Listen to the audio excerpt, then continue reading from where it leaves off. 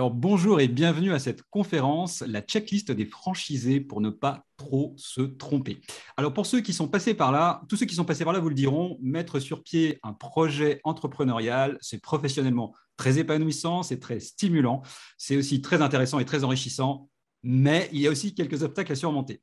Et la franchise n'y fait pas exception. On trouve notamment des enjeux de taille dans la préparation de votre projet et nous allons aborder certains de ces enjeux. Premier enjeu, le choix de l'emplacement, il est majeur. Deuxième enjeu, le financement, il est indispensable. Troisième enjeu, le business plan, il est incontournable. Alors, pour aborder ces points, j'ai le plaisir d'accueillir trois experts. Frédéric Bernard, associé fondateur de Transgate, qui est une société spécialisée dans la cession d'entreprises et de fonds de commerce en Suisse romande. David Dufroy, expert comptable, expert réviseur agréé, commissaire aux comptes et président de Rex Suisse SA, une fiduciaire spécialisée notamment dans l'implantation d'entreprises françaises en Suisse. Et enfin, Valérie Kunzmann, consultante spécialisée dans le domaine de la franchise depuis 25 ans et particulièrement dans le secteur de la food and beverage. Valérie Kunzmann a notamment accompagné en Suisse des marques comme Five Guys, Picard ou Viapiano. Alors, merci à tous les trois de votre présence. Alors, chers spectateurs, je vous invite à poser vos questions directement dans l'espace Q&A et je les sélectionnerai. Enfin, cette conférence est enregistrée et vous recevrez le replay par email. Allez, c'est parti. Je laisse la parole à Frédéric Bernard de Transgate. Frédéric, c'est à toi. Bonjour, merci. Donc, bonjour à toutes et à tous, Frédéric Bernard. Donc, j'interviens donc comme l'expert immobilier. J'ai cofondé Transgate en 2009. Je suis associé à un expert comptable et donc nous avons deux activités, la vente de fonds de commerce et d'entreprises en Suisse romande. Voilà, la particularité par rapport au public français, enfin pour ceux qui sont français, c'est que nous rédigeons les actes de cession. Voilà, et nous intervenons exclusivement sur la Suisse romande, pas en Suisse alémanique. Voilà pour la petite présentation. Merci Frédéric pour cette présentation très synthétique et très complète. Alors, première question, Frédéric, pour la recherche d'un local commercial, on contacte quel professionnel? Alors, tout va dépendre en fait de la stratégie. Si on peut passer sur la slide suivante, s'il vous plaît.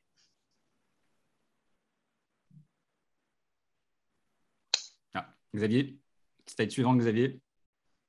Xavier, s'il veut bien me mettre. Hop, voilà. Donc, tout va dépendre de la stratégie, c'est-à-dire que soit, en fait, vous cherchez un emplacement exclusivement en location, c'est-à-dire que vous ne voulez pas racheter un fonds de commerce, donc vous allez avoir deux sources principalement. Donc, les bailleurs, qui vont proposer donc une offre, mais notamment dans les nouveaux projets.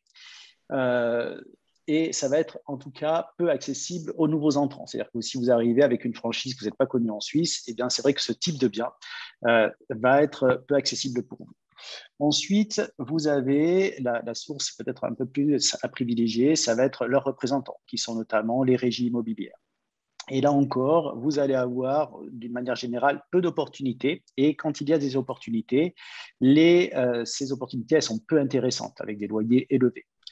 Donc, la location pure et dure, ça va être un peu compliqué. Donc, il y a une troisième piste qui est certainement à privilégier, donc qui va être de démarcher directement des locataires. Et là, il y a un droit d'entrée à payer qui est un key money, et on va racheter un fonds de commerce. Donc, je fais juste une parenthèse aussi, on va dissocier le pas de porte du fonds de commerce. Enfin, c'est dissocié et notamment en France, en Suisse, on le verra plus tard. Il n'y a pas de porte, on appelle ça un fonds de commerce. Et c'est vraiment la piste à privilégier pour les emplacements, j'allais dire premium. Donc nous, en tant qu'intermédiaire, nous intervenons donc sur les trois niveaux, mais principalement donc sur la vente de fonds de commerce. Voilà les trois pistes. Merci Frédéric. Alors, le bail commercial en Suisse a quelques spécificités, hein, tu l'as mentionné. Quels sont les points essentiels à retenir? Oui, alors si on passe à la slide suivante, oui, ça c'est vraiment les éléments, donc c'est l'élément essentiel. Donc, pour reprendre un emplacement, donc il y a quelques particularités et donc je vais aborder les points les plus importants. Donc d'une manière générale, il y a deux grandes catégories de baux commerciaux. On va dire des baux de longue durée, donc supérieurs à 3 ans, qui représentent à peu près 90% des cas, qui sont donc des baux tacitement renouvelables. Donc, je prends un exemple, un bail de 5 ans renouvelable par période d'1 an, ou 5 ans, ou 10 ans, 5 ans. Ça, c'est ce que vous allez rencontrer dans la très grande majorité des cas. Dans certains cas, on va avoir une autre grande catégorie de bail qui sont les baux à durée fixe. avec ou sans période de renouvellement. Donc ça, il faudra faire attention si vous êtes confronté à ce cas. Donc je prends un exemple, c'est un bail de 10 ans avec ou pas une option de renouvellement de 5 ans ou 10 ans. Donc concrètement, la grande différence entre les deux, c'est que pour le bail à durée fixe, eh bien, c'est vrai que quand on arrive au terme, eh bien, s'il n'y a pas d'option de renouvellement, par exemple, on peut vous exiger que vous quittiez les lieux. Donc ça, c'est un point fondamental. Ensuite, concernant le loyer. Donc, vous avez généralement un loyer fixe. Bon. Vous pouvez, dans certains cas, et c'est la grande majorité des cas dans les centres commerciaux, avoir des loyers variables qui sont généralement en fonction du chiffre d'affaires avec un minimum. Donc, c'est un minimum ou un pourcentage du chiffre d'affaires. Et pour vous donner aussi un peu un ordre de grandeur, par exemple, sur le prix, ça revient, c'est une question très récurrente.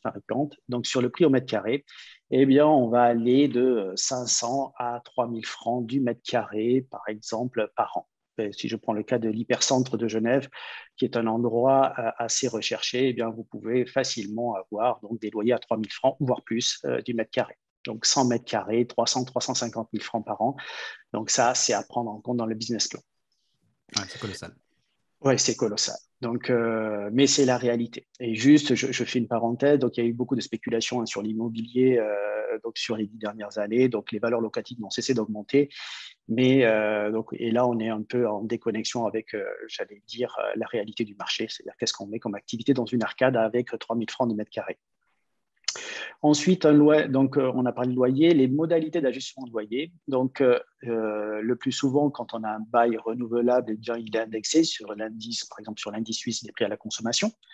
Donc, c'est relativement, il y a peu d'ajustements tous les ans. Donc, ça, c'est le plus classique. Vous pouvez avoir aussi un ajustement échelonné.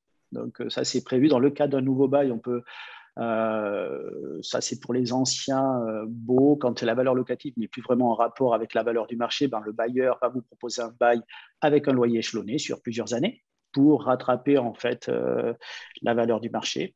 Et puis, vous avez dans le cas des baux à durée fixe, eh bien, généralement, il est renégocié au terme du contrat. Donc, ça, c'est typiquement dans les endroits où il y a beaucoup de spéculation, c'est-à-dire ça permet au bailleur, lui, d'ajuster son loyer au terme du contrat pour que ça soit, j'allais dire, ça corresponde à la réalité, à la valeur locative en vigueur à la date, au terme. Voilà. Slide suivante. Ouais, alors, ouais, pardon. Oui, vas-y, pardon, tu avais une non, question. non, c'est parfait. Non, pardon, je te laisse dérouler, Frédéric. Voilà. Ensuite, quelque chose qui est très, très important, c'est la garantie de loyer. Donc, vous allez prendre un bail et donc, on va vous demander un dépôt de garantie. Alors, il y a aujourd'hui, par exemple, si je prends sur Genève, l'usage veut qu'on me dépose 6 mois de garantie. Mais il n'y a pas forcément de plafond. J'ai vu des garanties jusqu'à 2 ans, même si après on peut contester, c'est-à-dire au-delà d'un an, c'est compliqué, je veux dire, de demander plus qu'un an de garantie, mais je l'ai déjà vu. Donc, partez du principe qu'il faudra immobiliser 6 mois de loyer. Alors, on le verra aussi plus tard, il y a la possibilité de passer par des organismes de cautionnement.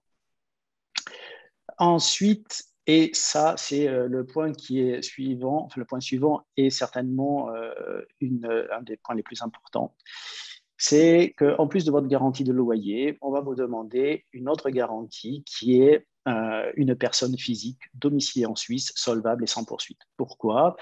Parce que nous avons un système de recouvrement très efficace en Suisse, c'est-à-dire qu'on peut, en cas de dette, si on vous met sur un bail commercial et que vous ne payez pas, ben on va aller vous rechercher et on vous met aux poursuites, c'est-à-dire, et ça peut, si vous ne réglez pas cette poursuite, ça vous empêche après ensuite de pouvoir louer, de prendre un leasing pour votre voiture, etc.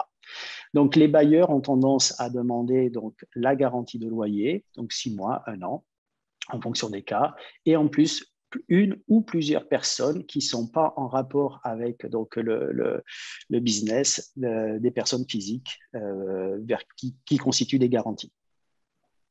Ça, c'est très important. Et ça peut être un facteur limitant, on le verra plus tard. Ensuite, il faut faire très attention quand vous avez un bail commercial. Il y a toujours des conditions particulières, donc souvent. Et donc, ça peut être une limitation d'activité, les heures d'ouverture, la vente d'alcool. Donc, bien regarder les petites lignes, tout ce qui est à la fin du bail, parce qu'il y a souvent des conditions particulières qui peuvent être contraignantes.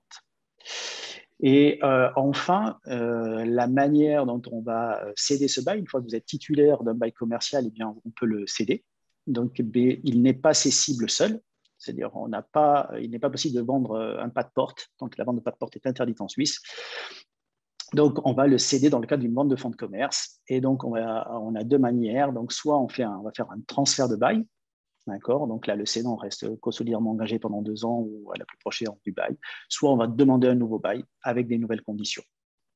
Voilà très rapidement et succinctement les quelques éléments qui sont importants de connaître dans le cadre du bail commercial. Merci, merci Frédéric. Là, tu nous as dépeint une situation, waouh, c'est quand même particulier, particulièrement, en tout cas, pas pénalisant, mais ça nécessite d'avoir des moyens en tout cas. Pour la garantie de loyer, est-ce qu'il existe des alternatives pour éviter de mobiliser en fait inutilement un montant important?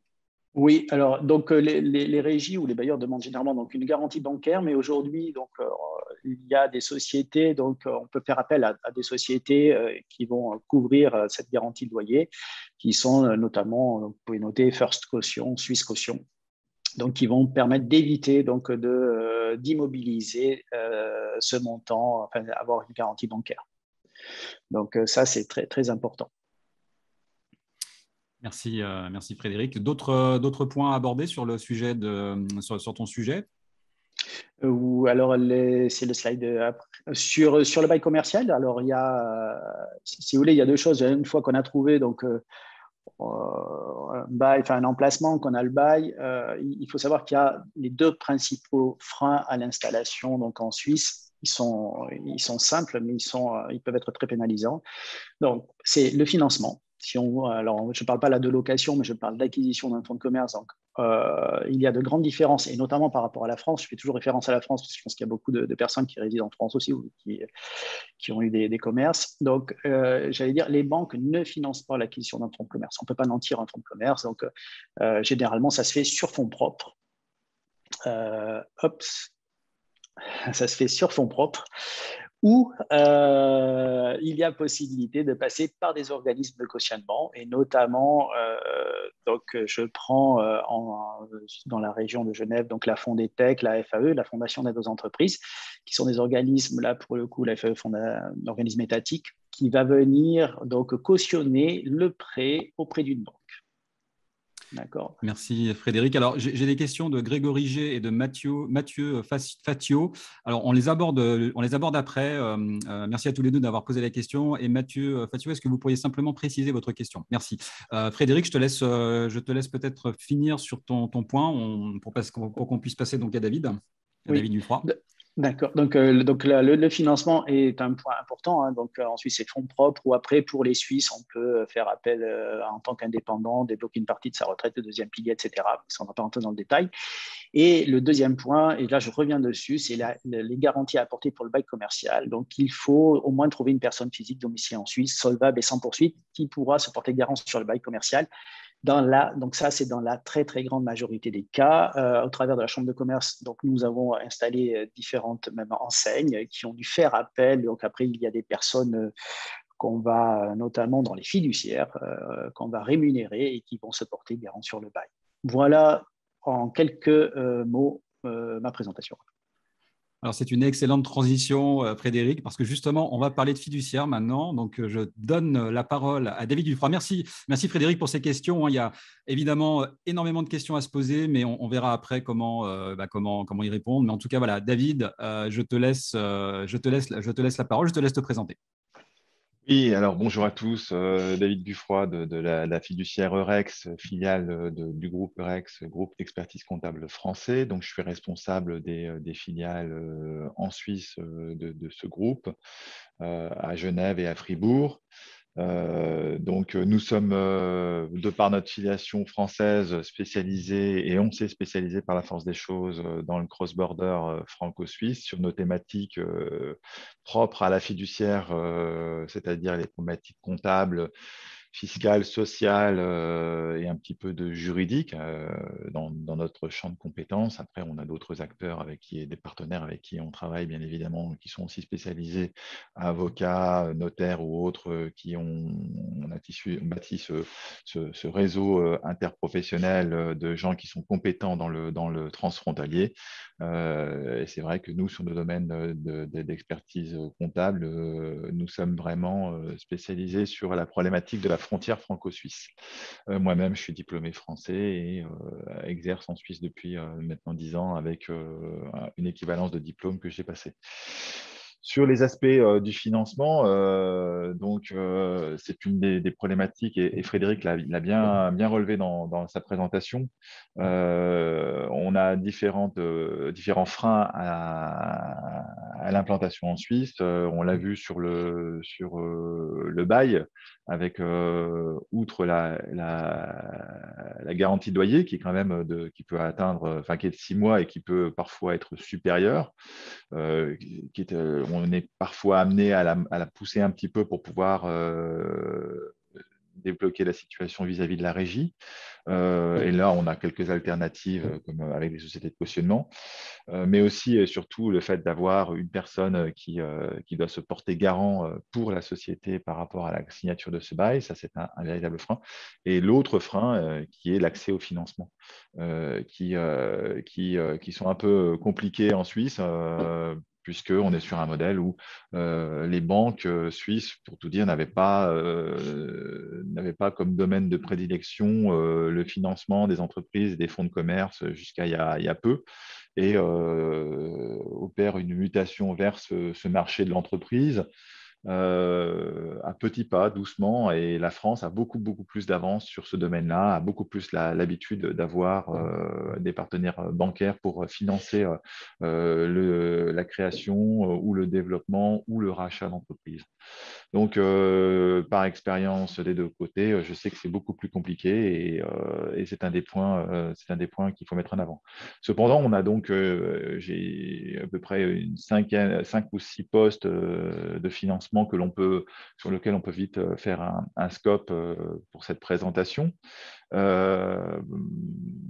Partant du fait qu'on souhaite s'implanter en Suisse, je vais me positionner dans un premier temps du côté du franchisé, puisqu'on imagine que le franchiseur a déjà créé sa structure, qu'il a déjà tout son modèle et qu'il n'a pas spécifiquement besoin de financement pour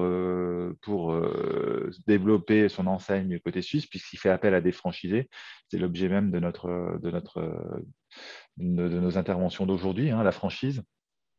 Même si également, pour le franchiseur, il peut y avoir un certain nombre de points qui peuvent nécessiter des financements, en tout cas des investissements de sa part, s'il veut pouvoir favoriser le développement de la marque côté suisse, même par des franchisés, notamment sur la partie logistique, sur les stocks, ou avec des stocks tampons à créer sur Suisse, et éventuellement des problématiques de réglementation sociale s'il y a des interventions qui font qu'à un moment ou à un autre, peut-être qu'un franchiseur peut s'interroger sur le fait d'avoir lui-même une société en Suisse pour pouvoir mieux servir ses franchisés. Je me positionne du côté du franchisé, qui est quand même la personne qui va investir certainement le plus dans l'opération franchiseur-franchisé.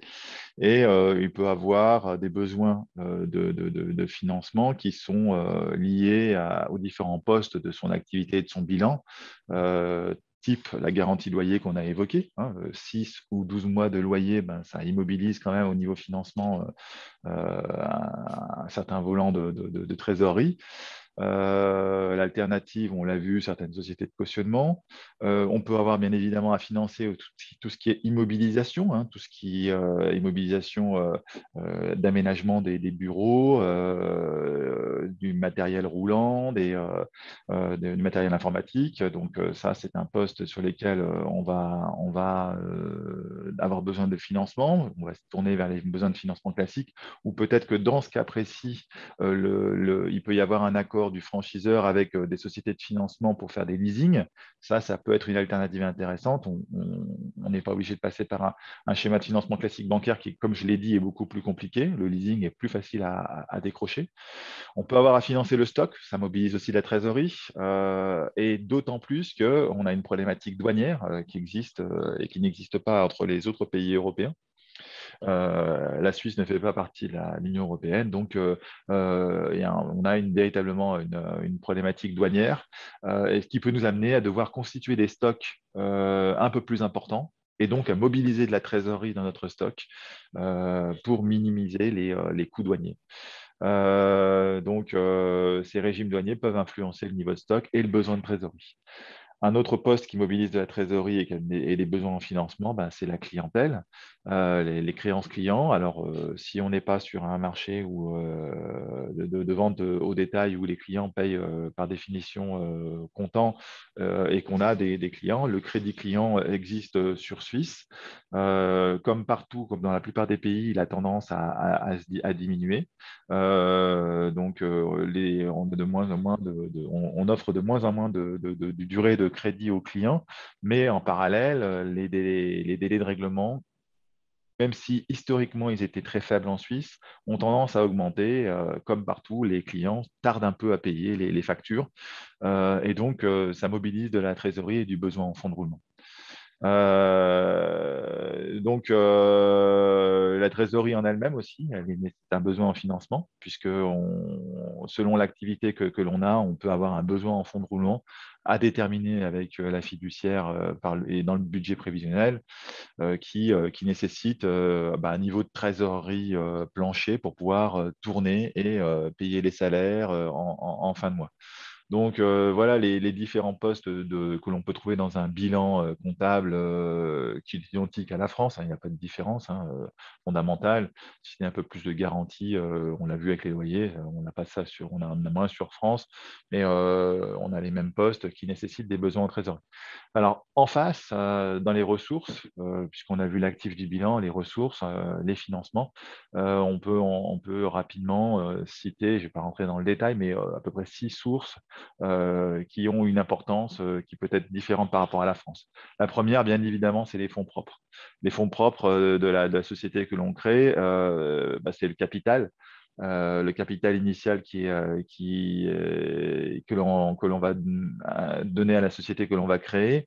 Et la différence fondamentale avec la France, c'est que le capital minimum d'une société en Suisse est beaucoup plus élevé qu'en France, puisqu'on a deux types principalement de sociétés que l'on peut créer et qui sont créées, qui sont la SARL et la SA. Et la SARL a un capital de 20 000 francs minimum,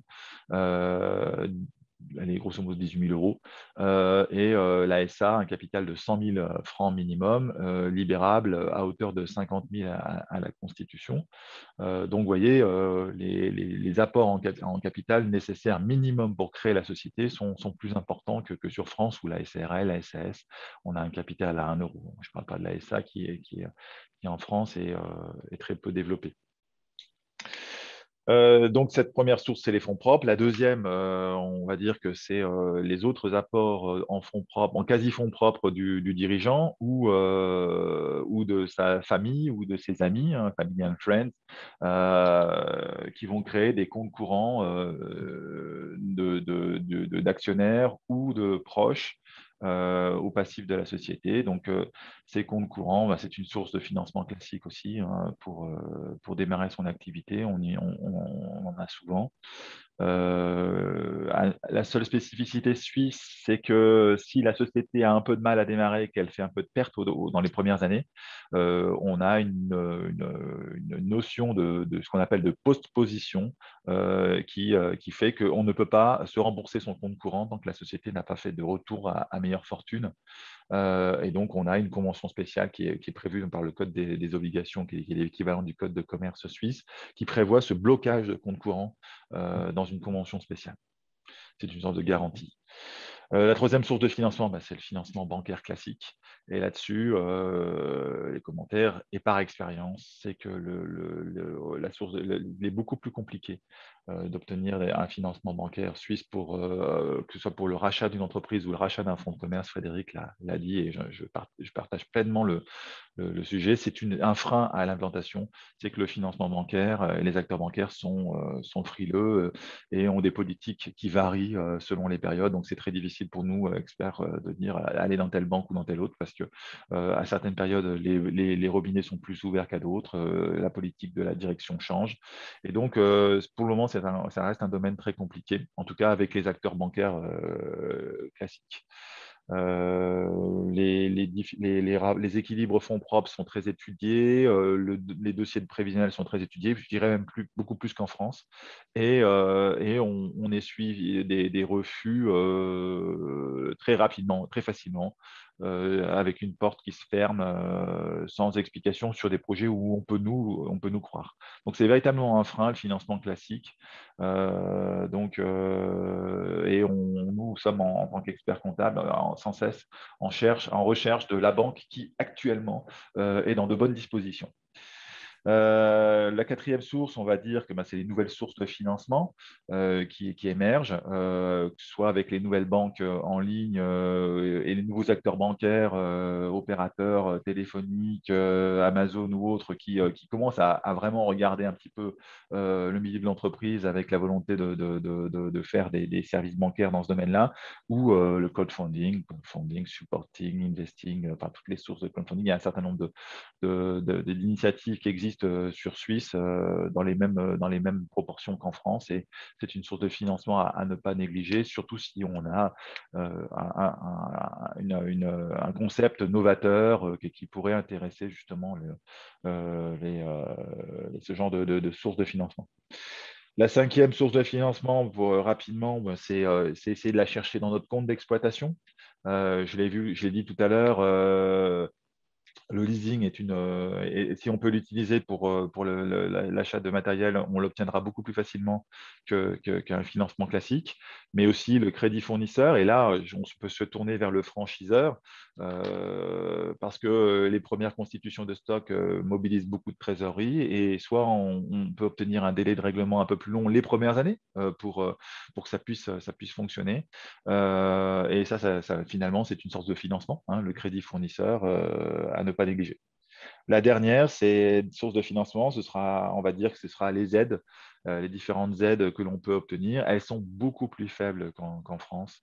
L'État suisse préfère, c'est tout à fait opposable et légitime, avoir des taux de prélèvement qui sont relativement faibles et de manière généralisée à ces entreprises. Un taux d'impôt sur les bénéfices très faible à hauteur de 14%, des taux de charges sociales relativement faibles, un taux de TVA à 7,7, plutôt que d'avoir des taux plus élevés et de faire une politique de redistribution par de l'aide publique. Donc, on a très peu d'accès à l'aide. Frédéric a cité la Fondetech et la FAE, qui sont des aides que l'on peut essayer de demander, qui vont donner des garanties sur un emprunt bancaire qu'on aura obtenu, avec beaucoup de difficultés, mais peut-être que la FAE peut aider à obtenir ce financement par la garantie qu'ils peuvent apporter. Donc, ça peut monter entre 1 et 4 millions selon le type de financement que l'on demande. Donc, c'est quand même déjà une garantie importante. Les personnes qui vont créer une entreprise individuelle, peut-être pour un commerce franchisé d'une boutique, par exemple, d'une marque française, s'ils créent une entreprise individuelle et qui travaillent déjà sur Suisse, peuvent mobiliser leur deuxième pilier, qui est leur retraite complémentaire, qui est, comme on l'a évoqué plutôt, une retraite par capitalisation, donc des fonds que l'on a versés sur son propre compte à soi, et on a le droit de les mobiliser pour créer sa propre entreprise individuelle. Malheureusement, ça ne marche pas pour les sociétés, mais ça marche que pour les entreprises individuelles. Et puis, pour les demandeurs d'emploi français qui seraient intéressés par créer une entreprise en Suisse, il faut savoir que les systèmes d'ACRE, d'aide à la création d'entreprise de Pôle emploi, fonctionnent pour la création d'une société sur Suisse et on peut monter un schéma avec ce dispositif de l'ACRE pour créer une société avec toujours la prudence, c'est-à-dire d'abord faire la demande d'ACRE et ensuite de créer la société parce qu'il y a ce formalisme à avoir obligatoirement. Voilà un petit peu pour ce tour d'horizon des besoins en financement et des sources de financement côté suisse. Merci David pour cette vision ces conseils très opérationnels. Je pense que c'est plus compliqué de faire plus pragmatique. Tu es vraiment à la source en fait de tous ces dossiers de financement, ces montages de sociétés. Donc merci beaucoup. Je pense que c'est très utile. Et j'ai vraiment adoré en tout cas votre pragmatisme. Hein. On est vraiment en train de raconter la vraie vie et pas une histoire. Et ça c'est vraiment parfait. Je vais passer maintenant la parole à Valérie Kunzmann. Valérie, je vous laisse la parole et je vous laisse donc nous parler de votre sujet, donc les business plans. Oui, j'ai un petit slide très simple, je ne sais pas si c'est possible de l'avoir, qui est un peu le fil conducteur. Alors effectivement, vous parliez d'expérience et je pense que ce n'est pas celui-ci, c'est un autre. Il y en avait deux en fait, parce que j'ai fait une conférence ce matin. Enfin bon, je peux utiliser celui-ci, vous inquiétez pas, ça va très bien aussi parce que c'est la même chose. Si vous pouvez me le remettre, je vais faire avec celui-ci. Bien sûr. Merci beaucoup.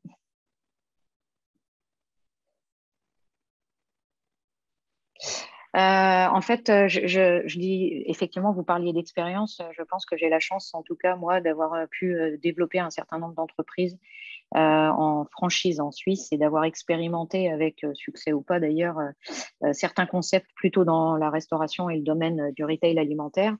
Et effectivement, j'ai pu à peu près tester tout ce qui a été abordé par les deux intervenants précédents, qui effectivement sont très clairs.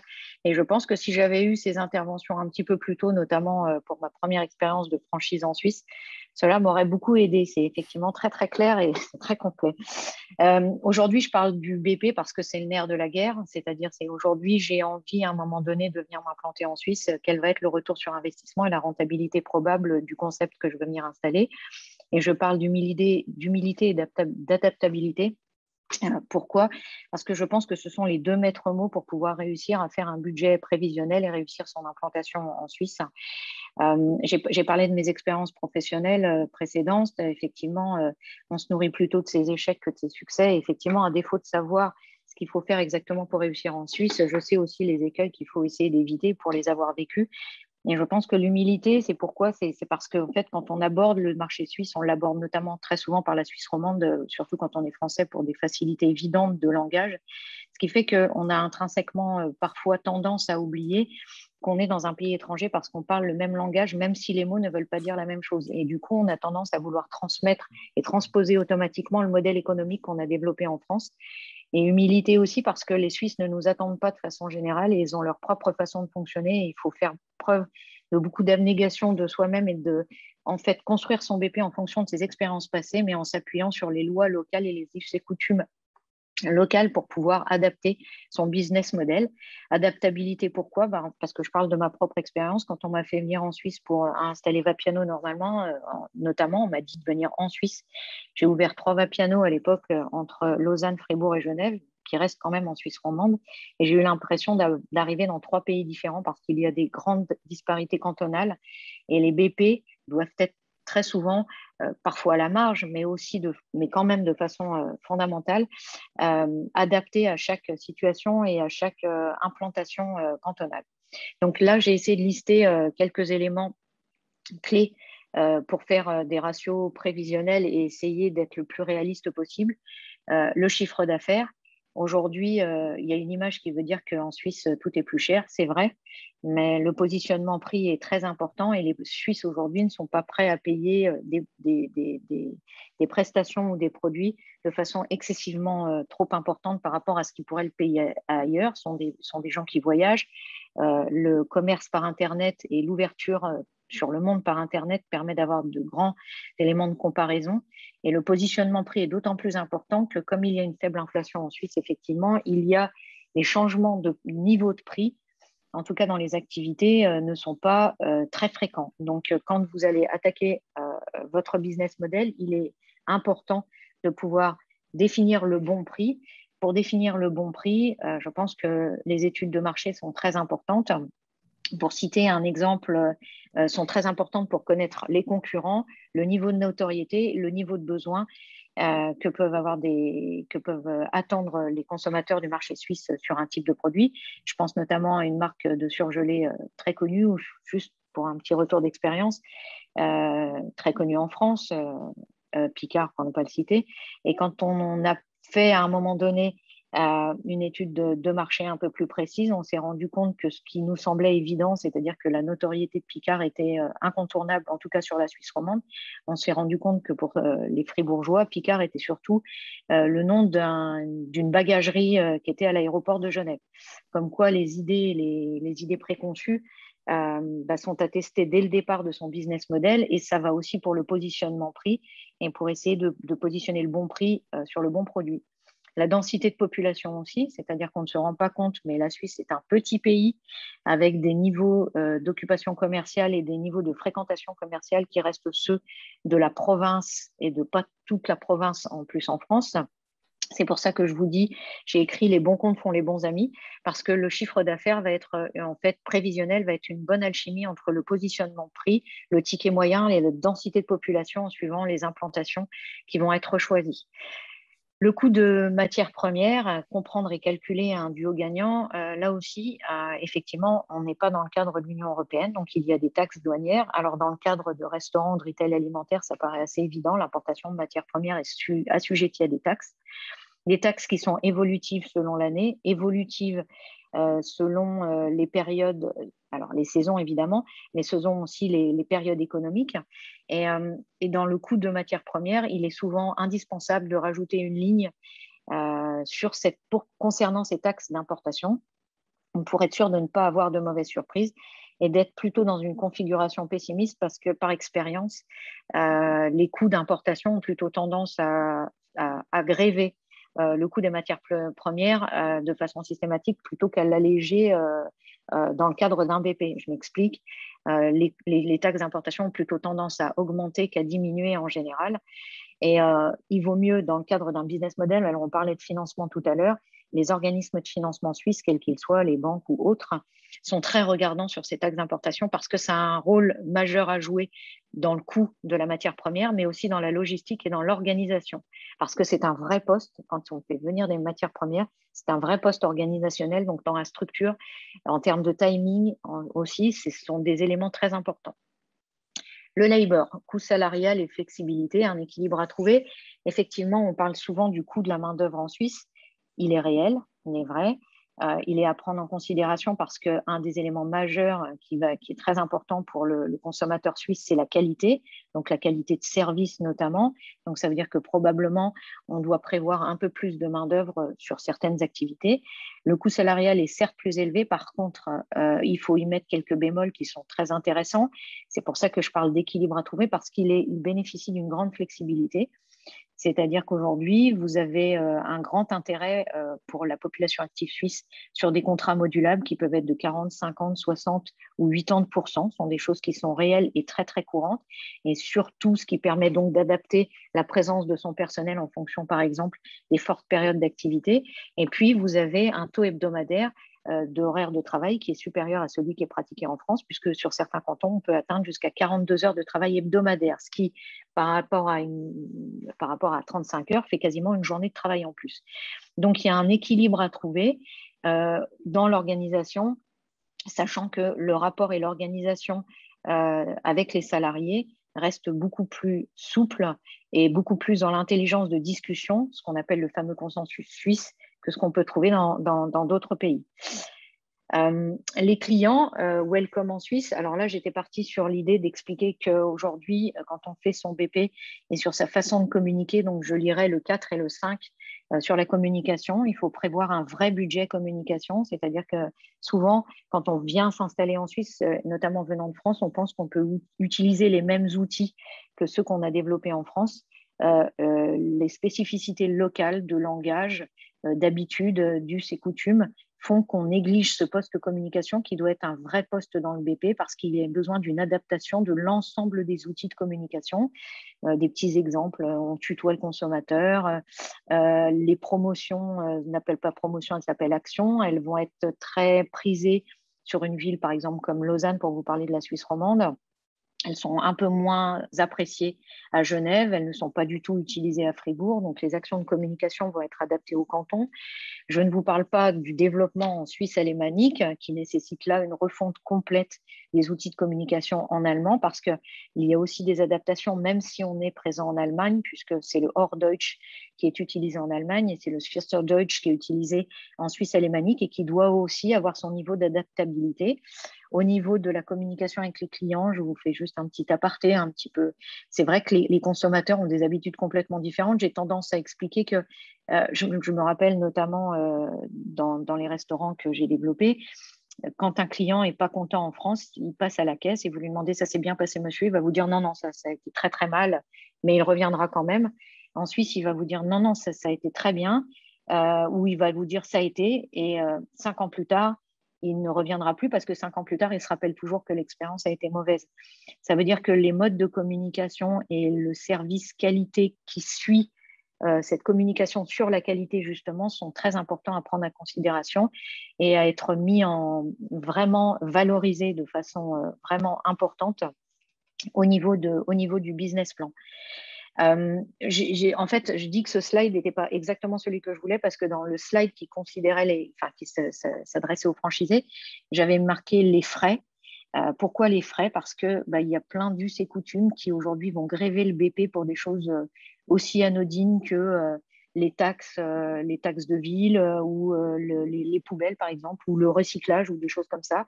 Et ces taxes, c'est là où je dis qu'il faut faire vraiment preuve d'humilité, c'est-à-dire qu'il faut s'adosser sur des partenaires locaux qui savent vraiment bien comment ça fonctionne parce qu'il y a plein de choses à prendre en considération qui ne sont évidemment pas les mêmes qu'en France. Un petit exemple, je pars toujours d'exemples très simples, je ne vais pas rentrer dans le détail, mais par exemple, la collecte des ordures ménagères est payante en Suisse, elle est facturée à partir de 500 kilos à Lausanne, mais à partir du premier gramme prélevé à Genève.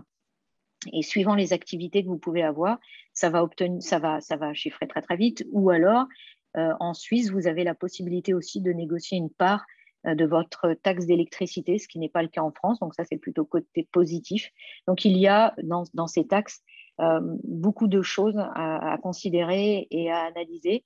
Je pense que ce qui a été dit par Frédéric et qui a été aussi soulevé dans tout ce qui est financement, c'est que s'adosser à des partenaires locaux qui ont l'habitude de travailler, ce retour d'expérience est vraiment fondamental pour pouvoir gagner du temps et éviter effectivement des erreurs ou des oublis sur le BP.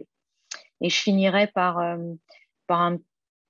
juste un petit mot qui s'était un peu glissé dans négocier, pragmatisme, le maître mot. Les Suisses sont des gens pragmatiques. Ils font ce qu'ils disent et ils disent ce qu'ils font. Alors, des fois, on dit que ça manque un peu de romantisme, mais en tout cas, dans le monde des affaires, c'est très important. Ça veut dire qu'ils sont accessibles. Aujourd'hui, vous pouvez très facilement accéder à des chefs d'entreprise, même de grosses entreprises, pour pouvoir communiquer et échanger.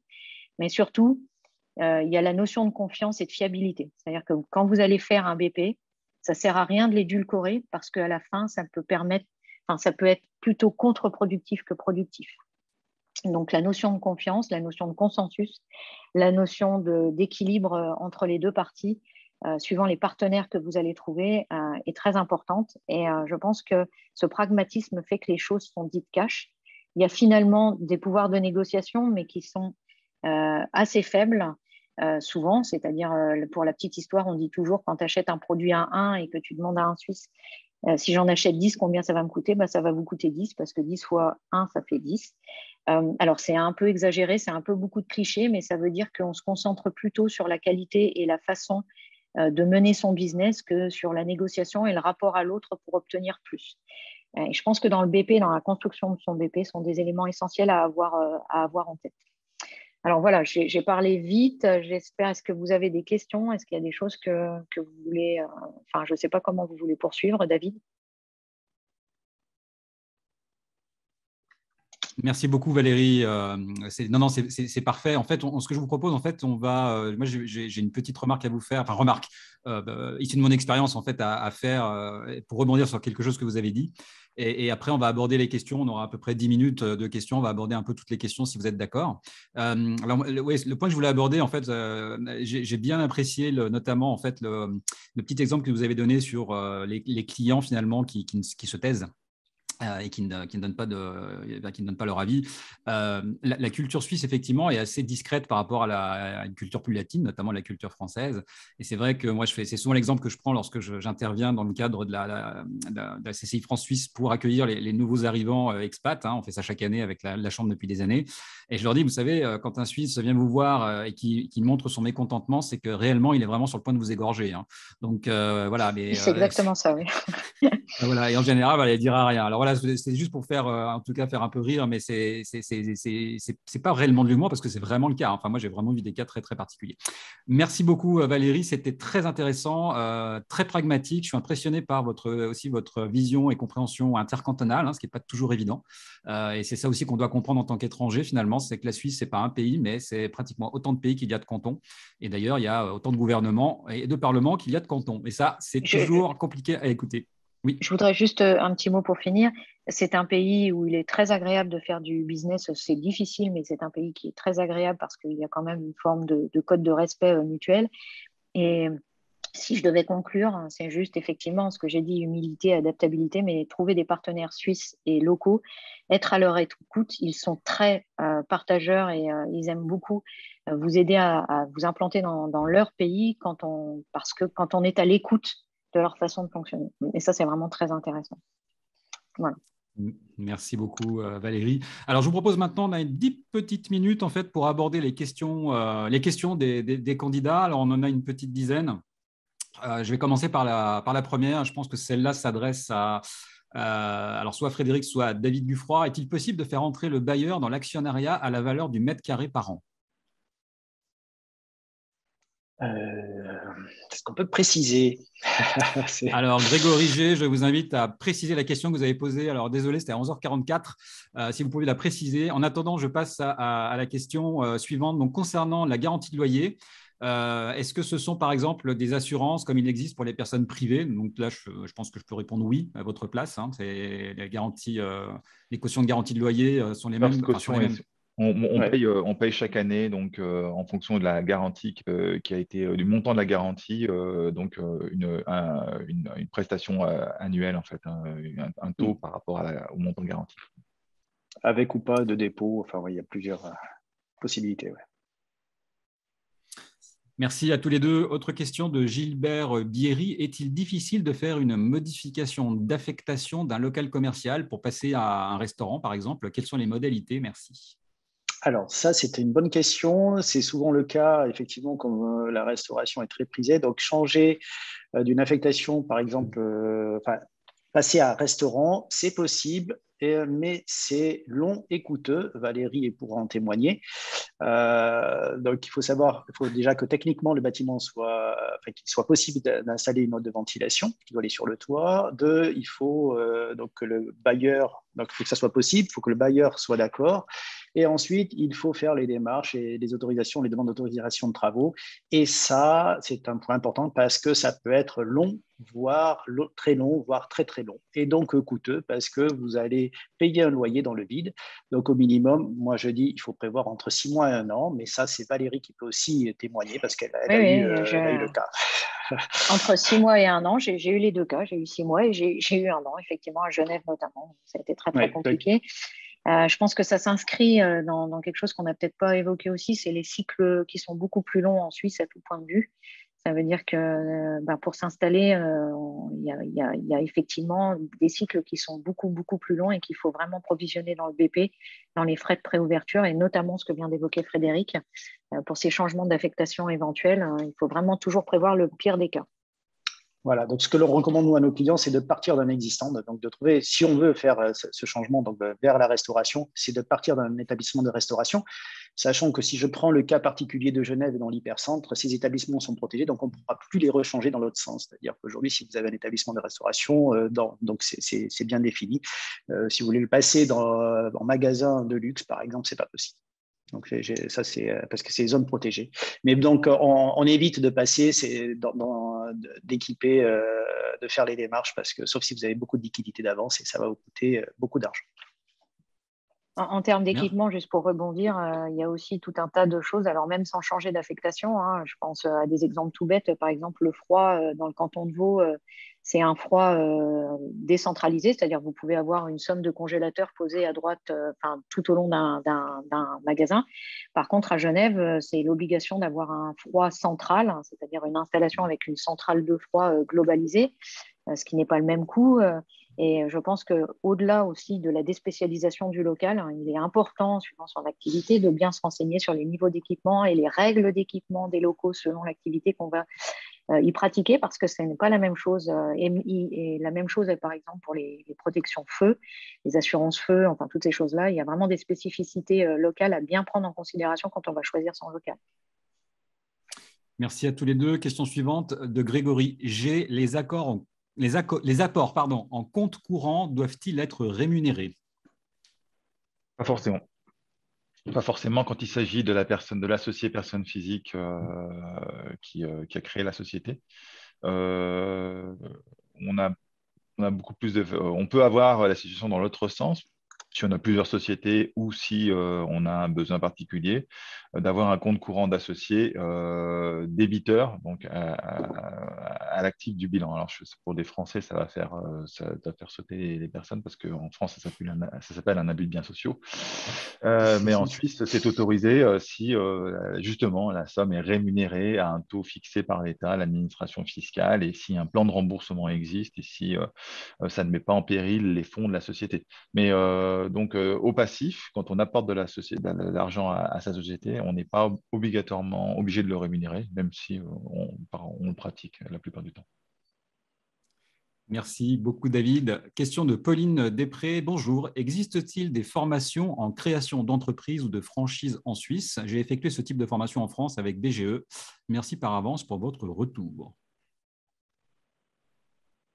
Je pense qu'il y a plutôt des experts dans chaque domaine qui peuvent aider, mais je ne suis pas sûre qu'il y ait il y a probablement des experts dans le domaine de la franchise qui font ce type de formation, mais je ne suis pas très au fait, moi, de mon côté. Je pense que moi, de mon côté, en tout cas, quand je suis venue avec des franchises, j'ai plutôt eu tendance à déstructurer un peu les problématiques et à m'adresser aux experts dans chaque domaine. Pour ce qui est de la création d'entreprise, je pense qu'une bonne connexion avec la fiduciaire, avec une préparation en amont, je pense que ça peut être salvateur et permettre d'éviter les plus grandes difficultés. Je ne sais pas si je me trompe, David. Peut-être oui, la Chambre de commerce franco-suisse aussi. La Chambre de commerce franco-suisse accompagne et avec son nouvel open. D'ailleurs, on peut envisager, enfin ça dépend, si c'est un commerce, bien évidemment, il faut trouver, s'adresser éventuellement à Frédéric pour trouver des locaux. Mais s'il s'agit d'une activité dans un autre domaine où on peut très bien aussi passer par le booster qui vient d'être ouvert par la Chambre de commerce franco-suisse pour avoir une première implantation. Donc, il y a les fiduciaires, il y a les conseils et les experts, et il y a aussi les institutionnels, les chambres de commerce franco-suisses de Genève, les promotions économiques des cantons, qui sont aussi qui accompagnent beaucoup, notamment dans les études de marché et la prospection pour vérifier que son schéma d'implantation est le bon. Et pour rebondir, c'est vrai que sur la Chambre de commerce franco-suisse, dont je fais aussi partie, quand on est français et qu'on a l'habitude de travailler en France, on a toujours un peu des réticences à se tourner vers certaines chambres de commerce parce que des fois, il y a une image un peu vieillissante. La Chambre de commerce franco-suisse est vraiment d'un dynamisme et d'un pragmatisme pour les gens qui arrivent absolument incroyable. C'est bien pour ça, je pense qu'aujourd'hui, on a tous la volonté de participer à ce type de journée, justement, effectivement. La preuve, si on est là, c'est effectivement, moi je connais donc la Chambre depuis, où je travaille avec eux depuis plus de 10 ans. Et je suis impressionné par effectivement l'animation en fait qu'ils mettent et l'énergie qu'ils mettent dans dans tous les événements et toutes les relations économiques franco-suisses de manière générale. Effectivement, c'est un acteur incontournable. Merci à tous les deux. Une question à Valérie Kunzmann. Pourriez-vous nous envoyer, s'il vous plaît, des liens sur des sites où trouver des informations pour bien préparer un business plan? Je pense surtout à la densité de la population, par exemple, estimer si une zone particulière aurait un besoin tel que le service créé ou proposé et si le service trouvera ses clients dans la ou les zones ciblées. Voilà. Alors, des sites, c'est un peu compliqué. Après, construire son BP, il y a des sites généraux qui vont aborder les choses. Quand on aborde spécifiquement, c'est plutôt de la géolocalisation avec des études de densité de population, des études sur le pouvoir d'achat ou des choses comme ça. Je pense que ça, c'est vraiment pour le coup très important de s'adresser, et il y en a au sein de la Chambre, à des experts locaux qui sont spécialisés dans les études de marché.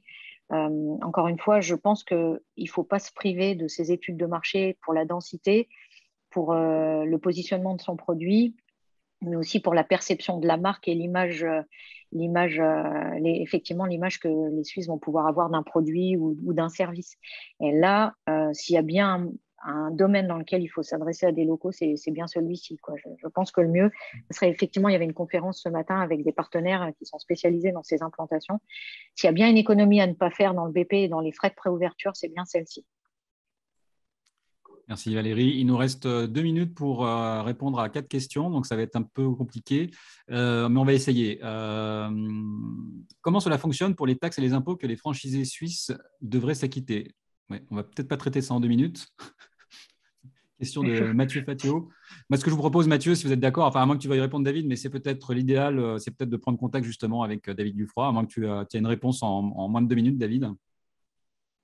Non, je pense qu'il faut que je m'entretienne avec Mathieu parce que la question, je vois pas trop. À partir du moment où on a créé une structure sur Suisse, elle devient redevable des impôts et des taxes en elle-même. Donc, on a une entité qui est représentative et qui paye ses impôts elle-même, donc, et qui est inscrite comme telle. Donc, après, il faudrait qu'il me décrit un peu où est-ce qu'il voulait en venir avec la question pour que je puisse compléter. Très bien. Question de Grégory G. Pour ce qui concerne les stocks, l'utilisation des ports francs est-il avantageux? Moi, je m'en suis jamais servi. Je m'en suis jamais servi parce que j'ai eu que des structures. Alors, je ne saurais pas répondre. C'est quelque chose qu'on n'avait pas utilisé parce qu'on travaillait en flux tendu. C'est assez compliqué, la logistique de transport et le passage. Exactement, c'est la limite. Ouais, c'est ça.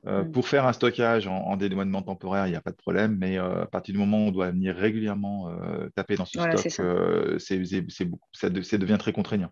Par contre, effectivement, pour y constituer un stock en franchise de douane important et après prendre partie par partie, oui, ça peut être envisagé, mais pas ou aller comme on irait dans un entrepôt chercher la commande du jour. En fait, il faut avoir un autre schéma. Mais oui, on peut étudier la question.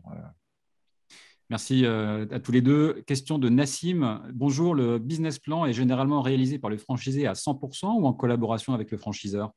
Il est réalisé en collaboration avec le franchiseur, mais normalement, aucun franchiseur, alors là, on est plutôt dans le droit de la franchise, aucun franchiseur ne prendra la responsabilité de faire un BP, sachant que si ça ne fonctionne pas, tout le franchisé pourrait se retourner contre lui.